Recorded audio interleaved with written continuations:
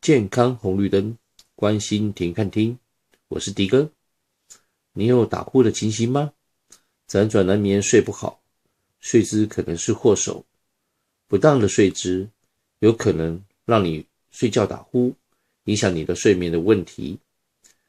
打呼不仅会影响床边的另一半，巨大的呼声更可能会把自己吓醒，而且早晨醒来还会感到口干舌燥或是喉咙痛。当我们睡觉的时候，喉咙和舌头会放松，舌头一旦落到喉咙后方，气道就变狭窄，阻碍了空气流动，打鼾因此发生。